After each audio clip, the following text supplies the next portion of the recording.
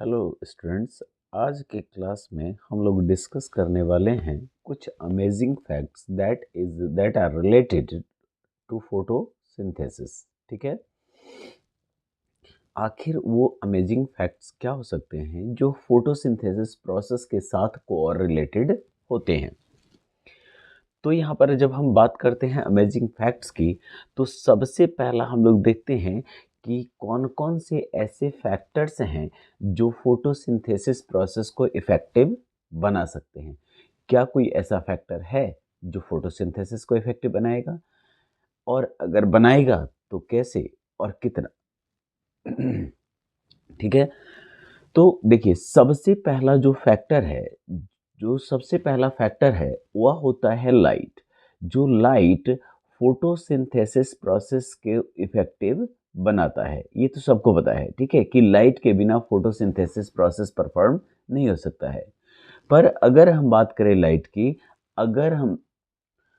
अगर हम बात करें लाइट की, तो लाइट कैसे फोटोसिंथेसिस प्रोसेस को इफेक्टिव बना सकता है। तो हमारे मन में कुछ सवाल उठते हैं जिन्हें हम अक्सर क्या करते हैं, इग्नोर कर देते हैं।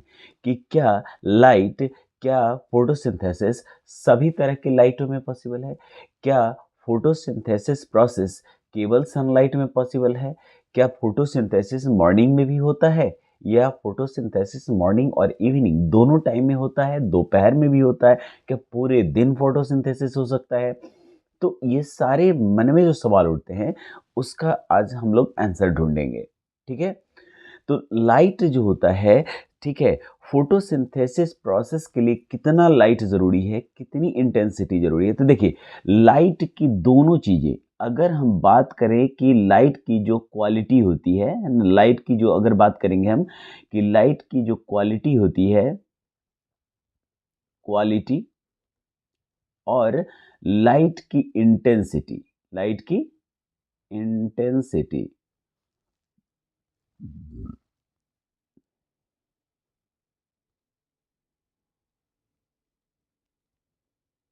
लाइट की क्वालिटी भी और लाइट की इंटेंसिटी भी, दोनों ही चीज़ें फोटोसिंथेसिस प्रोसेस को परफॉर्म करती हैं। तो फिर सवाल यह भी उठता है कि फोटोसिंथेसिस प्रोसेस के लिए कितनी लाइट की इंटेंसिटी की लाइट की ज़रूरत प्लांट्स को होती है। देखिए, फोटोसिंथेसिस के लिए, फोटोसिंथेसिस प्रोसेस जो होता है, इस प्रोसेस के लिए जितनी लाइट की ज़रूरत होती है, वह होता है लगभग, आप कह सकते हैं कि इसको कितना, कि 400 nm,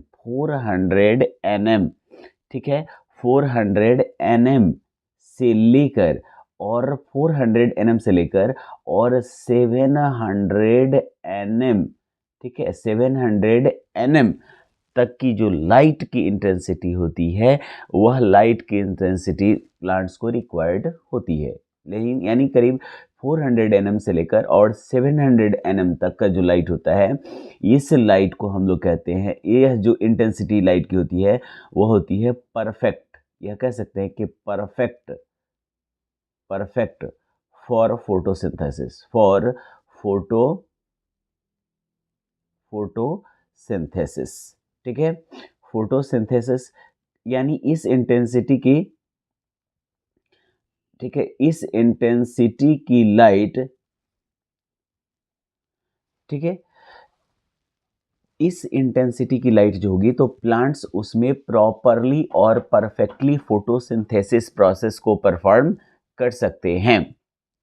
कहेंगे, सवाल यह भी होगा कि क्या इससे ज़्यादा अगर लाइट हो तो भी फोटोसिंथेसिस होगा? क्या इससे कम इंटेंसिटी की लाइट हो तो भी फोटोसिंथेसिस प्रोसेस परफॉर्म होगा? तो कहेंगे कि फोटोसिंथेसिस मतलब अगर इंटेंसिटी जो है, वह इंटेंसिटी इंक्रीज करती है, तो फोटोसिंथेसिस का रेट भी इंक्रीज करेगा। तो कहेंगे कि इंक्रीज, ठीक है, इंक्रीज इंटेंसिटी इंटेंसिटी है ना, अगर इंटेंसिटी इंक्रीज होगा, तो यह क्या करेगा, इंक्रीज रेट ऑफ फोटोसिंथेसिस।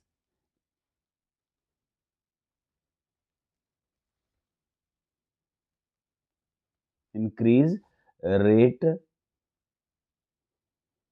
ठीक है, increase rate of photosynthesis, rate of photosynthesis, photosynthesis, ठीक है, सिंथेसिस। लेकिन क्या इसे एक्सेसिवली इंक्रीज किया जाता है या किया जा सकता है? तो कहेंगे कि नहीं। फोटोसिंथेसिस जब लाइट एक्सेसिव हो जाए, जब इंटेंसिटी जो है वो बहुत ज़्यादा हो जाए, तो इसमें यह मतलब जो है लाइट जो है एक्सेसिव हो जाएगा, तो यह फोटोसिंथेसिस प्रोसेस को क्या करेगा, खत्म कर देगा। इसमें क्या होता है कि इसके क्लोरोफिल खराब हो जाते हैं, क्लोरोफिल बेकार हो जाएगा, क्लोरोफिल खत्म हो जाएगा, क्लोरोफिल किसी काम का नहीं होगा, और इसलिए यह फोटोसिंथेसिस प्रोसेस को परफॉर्म नहीं कर पाएंगे, ठीक है। क्योंकि फोटोसिंथेसिस जो है वह कुछ ही कलर्स ऑफ लाइट में पॉसिबल है, समझ गए। तो जिस इंटेंसिटी ऑफ लाइट में, ठीक है, प्लांट्स फोटोसिंथेसिस करते हैं, उस इंटेंसिटी ऑफ लाइट को हम लोग कहते हैं पार लाइट, पार लाइट कहते हैं, ठीक है। क्या कहेंगे? पार लाइट कहेंगे। पार लाइट का फुल फॉर्म क्या होगा? तो इसको हम लोग कहते हैं photosynthetically active radiation. P for photosynthetically, A for active and R for radiation, ठीक है। क्या कहेंगे इसे? Photosynthetically active radiation. तब हम लोग देखेंगे फोटोसिंथेटिकली एक्टिव रेडिएशन कहते हैं इसे। यह लाइट जो होता है वह परफेक्ट होता है। अगर लाइट की इंटेंसिटी इंक्रीज हो जाती है तो रेट ऑफ फोटोसिंथेसिस तो इंक्रीज होगा, लेकिन अगर एक लिमिट से बहुत ज़्यादा अमाउंट ऑफ लाइट हो जाए तो वह क्लोरोफिल को ब्लीच कर देता है, जैसे हमने कहा। और ब्लीच कर देने की वजह से क्या हो जाएगा कि फोटोसिंथेसिस जो है वह रिड्यूस हो जाएगा, डिक्रीज हो जाएगा, है ना, इफेक्टिव हो जाएगा। अब कहते हैं कि जैसा हम लोगों को पता है कि जो सनलाइट होता है, ठीक है, वह 7 कलर्ड कंपोनेंट से बना हुआ होता है। कितने? 7 कलर्ड कंपोनेंट से बना हुआ होता है। तो हमारे मन में यह सवाल उठता है कि आखिर कौन कौन सी कलर ऑफ लाइट फोटोसिंथेसिस के लिए परफेक्ट माने जाएंगे। तो देखिए, अगर हम कहें कि लाइट जो है वह रेड, है ना, रेड एंड ब्लू कलर की लाइट होगी, रेड एंड ब्लू कलर की लाइट, ठीक है, red and blue coloured light होगा, ठीक है, कलर्ड लाइट होगा। तो ये जो दोनों होंगे रेड एंड ब्लू कलर, ये फोटोसिंथेसिस के लिए परफेक्ट माने जाते हैं, ठीक है, ठीक है। कितना, कौन सा colour? Red and blue colour photosynthesis के लिए परफेक्ट माना जाता है। इसमें फोटोसिंथेसिस का जो रेट होगा वह मैक्सिमम हो जाएगा। फोटोसिंथेसिस का रेट क्या हो जाएगा? मैक्सिमम हो जाएगा। और अगर हम बात करें ग्रीन कलर की लाइट की, अगर हम बात करें ग्रीन कलर की लाइट की, तो ग्रीन कलर के लाइट के प्रेजेंस में फोटोसिंथेसिस जो है वह प्रोसेस परफॉर्म नहीं होगा। अच्छा, यही कारण होता है कि प्लांट्स जो हैं वह क्या करते हैं कि प्लांट्स जो हैं वह सन के जो है रेड और ब्लू कलर की लाइट को एब्जॉर्ब कर लेता है, जबकि ग्रीन कलर की लाइट को रिफ्लेक्ट करता है। इसलिए प्लांट्स का कलर हमें कैसा नजर आएगा? प्लांट का कलर हमें कैसा नजर आएगा? तो वह ग्रीन कलर होता है, क्योंकि वो ग्रीन कलर में फोटोसिंथेसिस प्रोसेस परफॉर्म नहीं कर सकते हैं, ठीक है स्टूडेंट्स। चलिए, इसके बाद हम लोग डिस्कस करेंगे, इसके बाद हम लोग डिस्कस करने वाले हैं सेकेंड फैक्टर के बारे में, जो कि है आपका प्रेजेंस ऑफ कार्बन डाइऑक्साइड। क्या होगा? Presence presence presence of carbon dioxide. Carbon dioxide का प्रेजेंस किस तरह से फोटोसिंथेसिस प्रोसेस को परफॉर्म करता है? देखिए, कहेगा कि कार्बन डाइऑक्साइड का, हम लोग यह मालूम है कि प्लांट्स के लिए कार्बन डाइऑक्साइड एक नेसेसरी गैस है। तो हमें यह लगता होगा कि कार्बन डाइऑक्साइड का अमाउंट जितना ज़्यादा होगा उतना ही ज़्यादा तेजी से, उतनी ही ज़्यादा तेजी से फोटोसिंथेसिस प्रोसेस को परफॉर्म कर सकेगा प्लांट, है ना। लेकिन हाँ, ये बात सही है, कुछ हद तक हम यह मान लेते हैं कि अगर कार्बन डाइऑक्साइड का कॉन्सेंट्रेशन इंक्रीज हुआ, अगर कार्बन डाइऑक्साइड का कॉन्सेंट्रेशन क्या हो गया, इंक्रीज हो गया, अगर इसका जो रेट है इंक्रीज हो गया कॉन्सेंट्रेशन, ठीक है, कॉन्सेंट्रेशन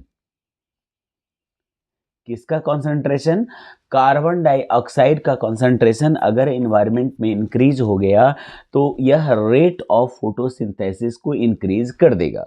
ये बात सही है कि इंक्रीज हो जाएगा रेट ऑफ फोटोसिंथेसिस, कि जितने ज़्यादा अमाउंट में वह कार्बन डाइऑक्साइड को एब्जॉर्ब कर सकेगा उतनी ही ज़्यादा तेज़ी से यह फोटोसिंथेसिस प्रोसेस को परफॉर्म कर सकेगा। लेकिन अगर इसका अमाउंट बहुत ज़्यादा हो गया, एक्सेसिव कंसंट्रेशन, ठीक है, एक्सेसिव कंसंट्रेशन, ठीक है, एक्सेसिव कंसंट्रेशन अगर हो गया एनवायरनमेंट में तो यह क्या हो जाएगा, एक्सेसिव कंसंट्रेशन टॉक्सिक हो जाता है प्लांट्स के लिए भी। कैसा हो जाएगा प्लांट्स के लिए, टॉक्सिक हो जाएगा। कैसा हो जाएगा, टॉक्सिक हो जाएगा। इसकी वजह से, ठीक है, प्लांट्स में बहुत बड़ी समस्या हो जाती है, प्लांट्स के जो सेल्स होंगे वह रेस्पिरेशन प्रोसेस को परफॉर्म नहीं कर पाएंगे।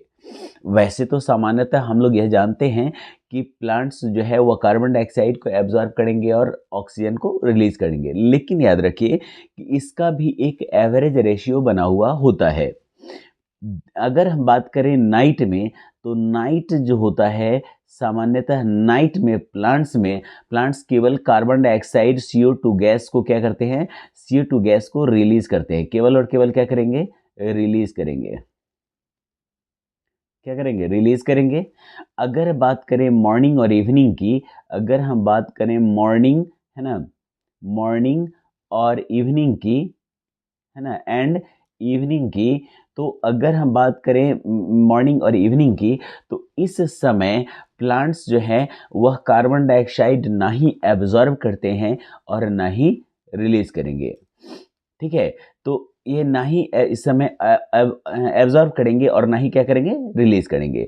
हाँ, अब दिन की बात करें तो दिन के समय अब कहेंगे सर ना ही एब्जॉर्ब करते हैं ना ही रिलीज करते हैं, मन में यह आ सकता है कि सर ना ही एब्जॉर्ब करते हैं ना ही रिलीज करते हैं, तो फिर करते क्या है। तो देखिए कितना क्या होता है कि जितना ये रेस्पिरेशन से खुद का रिलीज किया गया कार्बन डाइऑक्साइड एनवायरनमेंट में छोड़ते हैं, उतना ही कार्बन डाइऑक्साइड को यूटिलाइज करके, है ना, वह अपना फोटोसिंथेसिस प्रोसेस भी परफॉर्म कर लेते हैं। इसलिए इसमें हम वह न लेंगे और ना देंगे। दिन के समय जब लाइट की इंटेंसिटी बढ़ती है उस समय रेट ऑफ फोटोसिंथेसिस बढ़ेगा, तो उनके द्वारा रिलीज किया गया कार्बन डाइऑक्साइड सफिशिएंट नहीं होगा और तब वह दिन के समय डे टाइम, है ना, डे टाइम में यह रेशियो बिगड़ जाता है। डे टाइम में क्या हो जाएगा, रेशियो बिगड़ जाएगा और डे टाइम में यह ऑक्सीजन को रिलीज करेंगे तो ऑक्सीजन के एब्जॉर्ब करने का रेशियो ज़्यादा हो जाए, सॉरी, रिलीज करने का रेशियो ज़्यादा हो जाएगा और CO2 के एब्जॉर्ब करने का जो रेशियो होगा, है ना, वह जो है वह इन कंपेयरिंग दैट कि वह अपना CO2 का ज़्यादा अमाउंट में यूटिलाइज करेगा, वह एब्जॉर्ब करेगा। तो इस तरह से वह O2 को ज़्यादा अमाउंट में रिलीज भी करेगा फोटोसिंथेसिस रेट को बढ़ाकर। ठीक है, अब हम अगर आगे बढ़ते हैं, अब हम अगर आगे बात करते हैं तो हम देखेंगे दूसरे कंपोनेंट के बारे में, और वह कौन सा होता है, टेम्परेचर। ठीक है, बात होगा अगला टेम्परेचर का। ठीक है, तो टेम्परेचर की जो बात होगी कि प्लांट्स में अगर हम बात करें टेम्परेचर की, तो प्लांट्स जो है वह सामान्यतः अलग अलग प्लांट्स की जो क्वालिटी होती है वो अलग अलग टेम्परेचर में सर्वाइव करने के लिए कैपेबल होती है। लेकिन सामान्यतः जो जनरली होता है, जनरल प्लांट्स जो होंगे, ठीक है, जनरल प्लांट्स की अगर हम बात करें तो जनरल जो प्लांट्स होंगे उन प्लांट्स में, ठीक है, जनरल जो प्लांट्स होंगे इन प्लांट्स में, ठीक है, लगभग आप देखेंगे, लगभग आप अंदाज़ा लगाएंगे तो यह 20 डिग्री से लेकर 20 डिग्री सेल्सियस से लेकर और 20 डिग्री सेल्सियस से लेकर और 35 डिग्री सेल्सियस के बीच, 20 डिग्री से 35 डिग्री सेल्सियस के बीच का जो टेम्परेचर होता है, this temperature is perfect for the process of photosynthesis. This ratio is perfect for the process of photosynthesis. अब ऐसे कंडीशन में अगर इतना जो है वह टेम्परेचर परफेक्ट माना जाता है, तो क्या टेम्परेचर अगर घटता है तो फोटोसिंथेसिस नहीं होगा? क्या टेम्परेचर बढ़ता है तो फोटोसिंथेसिस नहीं होगा? देखिए, अगर टेम्परेचर डिक्रीज होता है तो यह रेट ऑफ फोटोसिंथेसिस को क्या करेगा? डिक्रीज कर देगा। टेम्परेचर डिक्रीज होगा तो रेट ऑफ फोटोसिंथेसिस क्या हो जाएगा? डिक्रीज हो जाएगा। और अगर यह टेम्परेचर इससे ज़्यादा इंक्रीज होता है, यह टेम्परेचर इससे ज़्यादा अगर इंक्रीज होता है, तो ऐसे कंडीशन में यह प्लांट के लिए जो एक अगर इंक्रीज टेम्परेचर होगा, है ना, टेम्परेचर अगर इंक्रीज होता है,